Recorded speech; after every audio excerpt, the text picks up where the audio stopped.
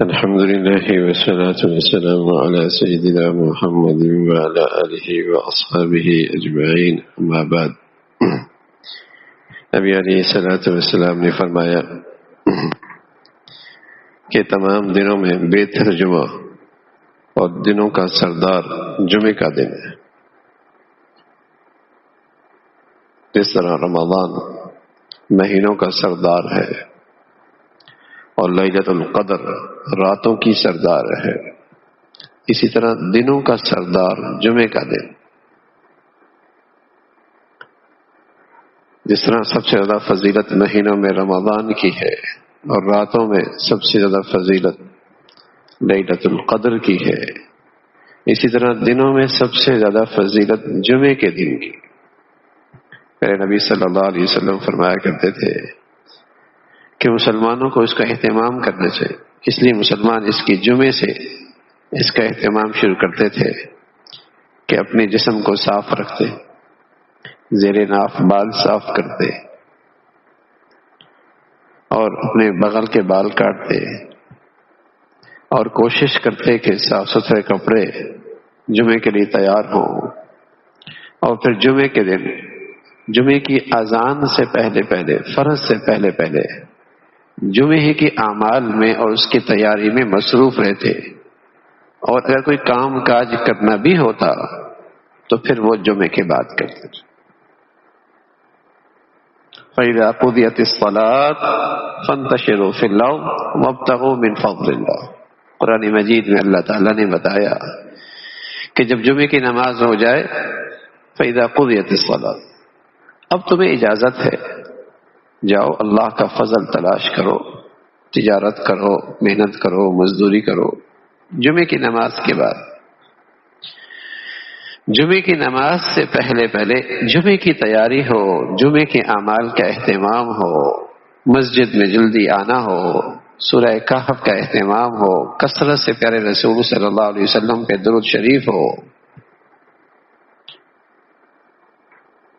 اور پھر جمعے کے بعد اگر آپ دنیاوی کسی شغل میں مصروف ہونا چاہتے ہیں تو کوئی منع نہیں ہے، اس کی اجازت ہے. تو یہ مسلمانوں کا عظیم دن ہے اور مسلمان اس کا بڑا اہتمام کرتے. جیسے عید کی رات ہوتی، عید صبح ہونی ہے، تیاری اس سے پہلے ہونا شروع ہو جاتی، اس سے پہلے اس کا اہتمام ہو جاتا ہے.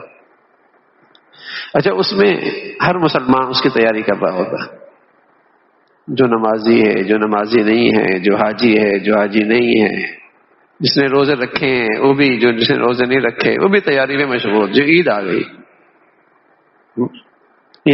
اس کی تیاری سب کر رہے ہوتے. اور یہ جمعے کی نماز اچھے خاصی نمازی بھی اس کی تیاری نہیں کرتے. جمعہ آ گیا، اس کا کتنا اہتمام ہونا چاہیے. یہ بھی اب بازاروں کے اندر جو ہے وہ بھاگتے دوڑتے ہو جاتا ہے، سڑکوں پہ ہو جاتا ہے. جیسے فرض نماز جیسے کیسے ملتی ہے، ایسی جمعے کے اندر بھی یہی ہوتا ہے کہ جیسے کیسے 2 رکعت مل جائے. بعض اوقات آدمی باہر سے آتا ہے، باہر سے ہی چلا جاتا ہے، جمعے کے دن بھی اس کو مسجد میں آنا نصیب نہیں ہوتا. تو یہ سارا نتیجہ ہے کہ آج ہمارے دلوں سے اسلام کی ان ساری شاعر کی عظمت، احترام، اہمیت نکلتی چلی جا رہی ہے، نکلتی چلی جا رہی. ہمارے ہاں اسلام کا تصور محدود ہوتا چلا جا رہا، محدود ہوتا چلا جا رہا. تو پیارے رسول صلی اللہ علیہ وسلم نے فرمایا کہ تمام دنوں میں بہترین اور بڑھیا دن جمعے کا دن ہے. آپ علیہ الصلوۃ والسلام نے فرمایا جمعے میں ایک گھڑی ایسی ہے، اگر کوئی مسلمان اس وقت اللہ تعالیٰ سے دعا کرے تو وہ ضرور قبول ہو. جس طرح اللہ تعالیٰ نے، اللہ کے نبی صلی اللہ علیہ وسلم نے فرمایا کہ آخری عشرے میں ایک رات ہے لیلۃ القدر، تعیین نہیں فرمائی، ایسی یہ گھڑی بھی تعیین نہیں فرمائی تاکہ اس دن مسلمان اہتمام سے عبادت میں مشغول ہو کہ کسی وقت بھی وہ گھڑی تو ہوگی نا.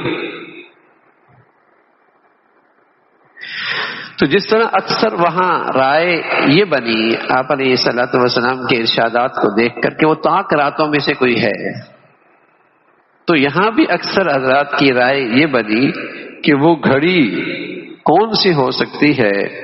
تو اکثر حضرات نے فرمایا کہ وہ جمعے کی نماز سے لے کر مغرب کی نماز تک کا وقت ہے، اس میں سے کوئی وہ گھڑی ہے جس میں خصوصیت کے ساتھ وہ گھڑی ملتی ہے، جس میں اگر آدمی کو وہ دعا میں نصیب ہو جائے تو وہ دعا ضرور قبول ہو جائے۔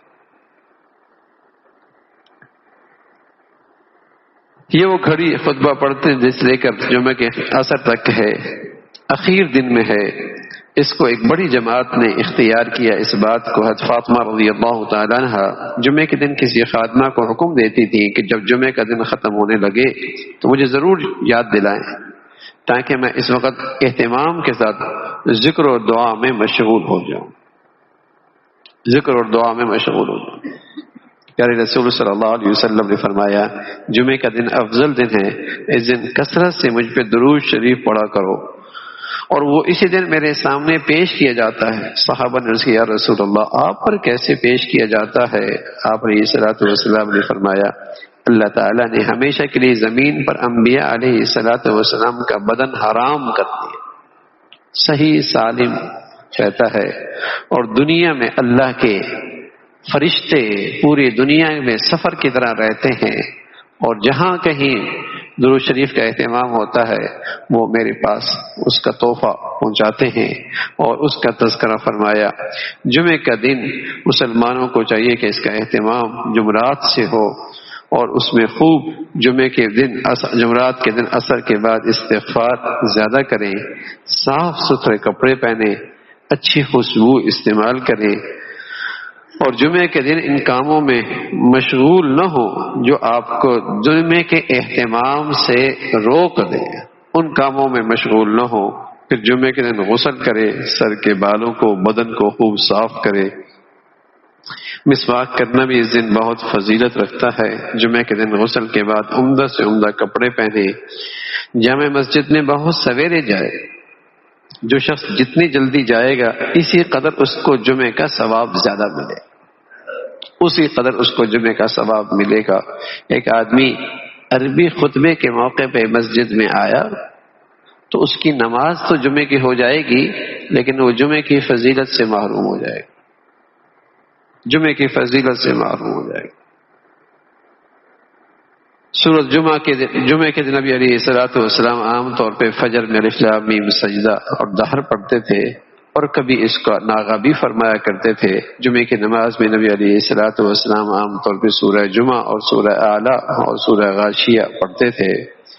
جمعے کی پہلی اذان کے بعد خطبے کی اذان ہونے سے پہلے 4 رکعت سنت پڑھے، اور یہ سنت مؤکدہ ہے، اور پھر خطبے کے بعد جمعے کی 2 رکعت فرض امام کے ساتھ پڑھے، پھر 4 رکعت سنت پڑھے، یہ سنت بھی تاکید ہے، پھر ان کے بعد 2 رکعت سنت پڑھے، یہ 2 رکعت بھی بعض حضرات کے ہاں مؤکد ہیں، تو اس کے بعد آخر میں چاہے تو 2 رکعت نفل پڑھ، 14 رکعتیں جمعے کی ہیں، اور اس کے ساتھ ساتھ جمعے کے اعمال میں کثرت سے درود شریف ہے، سورہ کہف کی تلاوت ہے، دعائیں ہیں، اور جمعے کی تیاری ہے۔